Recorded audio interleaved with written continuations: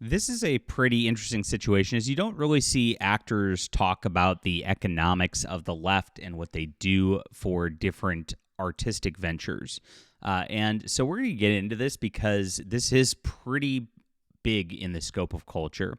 And I see a lot of YouTubers out there already saying, oh, DEI is dead, woke is dead. It's not. I had to make a post yesterday being like, this has been a bad week for woke. I mean, they've just been pushing harder than ever before. They're suing the Trump administration to try to get free grants for gay and lesbian and transgender arts programs going out there. We've seen a lot more. Of course, you can just look at the channel here for a lot of crazy stuff that's gone on. And it is something where, no, like, just because Trump got 51% of the vote or whatever it is, doesn't mean that these 49% all converted or decided to go silent or anything like that. And in fact, they still all control Hollywood. They still all control the corporations. So they're there. They're nervous that they're going to lose some profits at this point because they see there's been a little bit of a sea change in public perception. So that does impact some moderates. But these are true believers, you got to remember. And there's more to it. There's a much more systemic stuff here that has to be dismantled before we can completely declare victory on this stuff. So we have to be vigilant, my friends, and that's why you're here. I appreciate it for being here. We're going to tell the truth.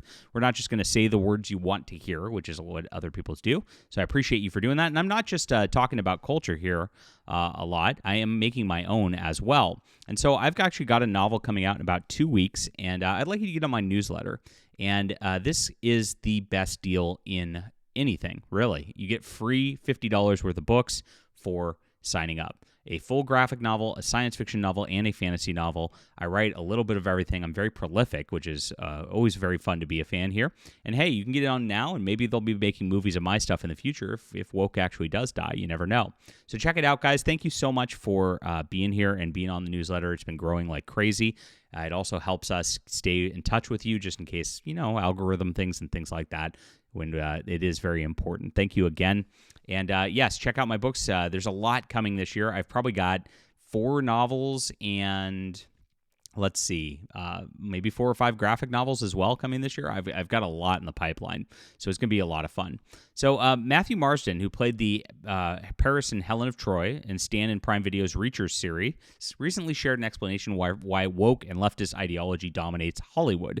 And if you don't know, it dominates The Reacher as well. Here's from February 20th, where Alan Ritchson blasts Matt Gaetz, calling him that mother effer. We are adversaries. He's made a lot of angry statements showing his wokeness and showing that he just hates the right and hates Christians over the last several months. It's been a bad look for Amazon Prime Video, but this is who they hire.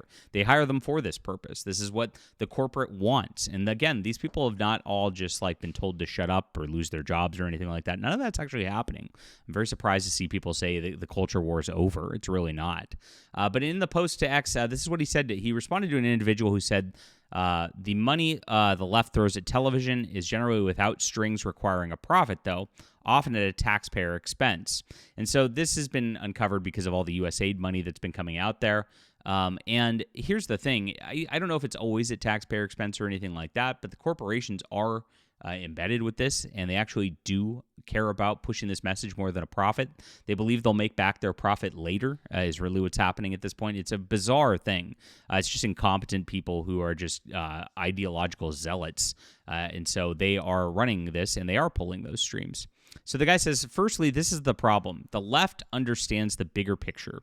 A movie is forever, and it's worth the spend for them to influence the culture, even if it sits on a streaming platform. And this is a really great point. That's exactly what I was kind of getting at. Their influence did change things, guys. There's, a lot of people now are to the point where they accept watching full-on gay sex scenes. Why? Because they're like, okay, well, it's not that woke. It's just one scene for 30 seconds. Well, how did we get to that point? Because nobody would have accepted that at all 30 years ago. They pushed and pushed and pushed. They put it for a little bit. They'd put it in the background, and they do it for like a little thing. They'd show you the little kiss in Star Wars in the background so that your mind would get used to seeing it. Then they threw it full-fledged in Game of Thrones in something that was awesome and cool and epic. And, oh, cool, now we're going to pause this for this kind of a scene. And so you get used to it and desensitized, and that's exactly what they've been doing for a long, long time. And then they just pushed a little too far. for where the culture was at, and they just went full bore and turned everybody off. And they did that because now when they pull back just a little bit, you go, oh, okay, it's not that woke. And it is. It still is. It's absolutely crazy what they're doing in a lot of these situations. I mean, gosh, I was, they even say it's not woke themselves. Your Friendly Neighborhood Spider-Man's an example of this, where an actor actually came out and said, like, oh, it's not woke. It's well written, as if woke doesn't mean anything. And they yet did all these race swaps and things like that in the actual show. And this is a problem right there. And so my dog's very mad about it, as you can tell right now. He's going to give you a piece of his mind. But sorry about that. But why do you think the Oscars is full of movies nobody's watched? It gives them a huge boost at the box office and gets people to watch them. This is an advertising situation, like he says. By funding these movies, the left also pays for large sums to actors who also use their platforms to spout leftist ideas. That's money well spent for them. Absolutely true. And then it does change the culture. Also, right now, the left has a monopoly on industry and distribution. This is the big thing that a lot of people are not noticing here.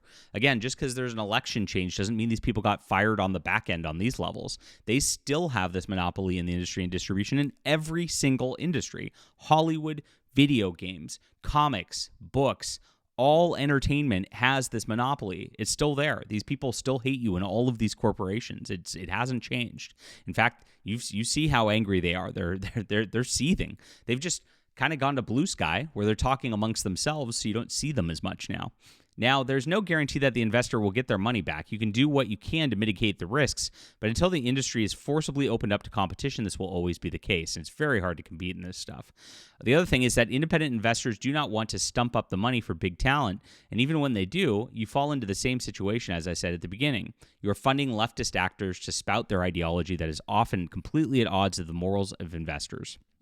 He concluded, pointing out many right-wing investors fund losing political causes without return on investment. Just remember, big donors give tens of millions to political campaigns that go nowhere, and there is no ROI. At least the movies are out there forever, can influence generations for the rest of time, and that's exactly what they're doing. And the more these streaming services just sit there and they're like, hey, it'll eventually make back its money on Prime or whatnot, and that's exactly what they think. But it is. There's somebody like this will never get the leading role in something like the Reacher. He might play a smaller part, and then it's easy for him to get blacklisted at that point for speaking out.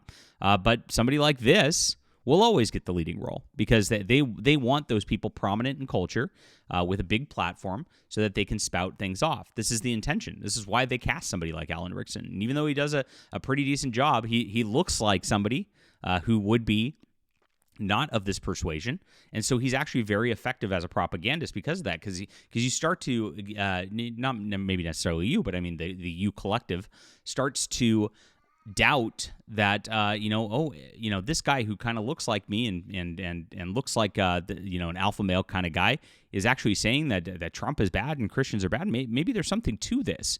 That doubt creeps into the center. It really does. And that's exactly what propaganda is all about. Now, a lot of propaganda that's very easy to target on YouTube or whatnot is done, like Star Wars The Acolyte or whatever. That's bad propaganda. That's very easy to spot. It's very easy to say that that's just a horrible show. It's terrible. This is what propaganda is, and that's why it fails. Well, that's what bad propaganda does. Good propaganda is well done. It looks good. It has the subversive message anyway, and that's the stuff that influences people. That's what's much more insidious, and that's the harder stuff to actually talk about because people want to like the good propaganda, and a good example of that already is Daredevil Born Again. I did a video showing that is based on a comic book from 2017. The actual script is based on a comic book that is an anti-Trump allegory. That's the entire point of Daredevil Born Again. It is something that's insidious. Lost a ton of subscribers on that because everybody wants to like it because it's moderately well done. That is good propaganda, and that's what we have to be vigilant about at this point and actually fight against and then build our own networks. Now, I'd love to have some funding to come in to make a movie, but right now, the best I can do is books, my friends. And so this is an interesting analysis on what's going on in Hollywood and why they do this. I think he's 100% right. Matthew Marsden really called it out, did a great job on this, and said it very succinctly. Hope you enjoyed the video. Please check out my books, guys. This is where the new Culture War Ground Zero is, and you can get a bunch for free. I have a new one coming out in a little bit. It's called The Demon's Eye. And it's going to be a book where, let me pull this up right here, where you're going to absolutely enjoy this. And it's got all the good things that you want. I posted to X yesterday about it, saying it's got a strong male lead, real sword and sorcery, classic theme fantasy plot, Christian values, and it's not a lit RPG. It's like a traditional fantasy. So check this out, and make sure you don't miss it by signing up for my newsletter, guys. Thank you so much. We'll be back soon.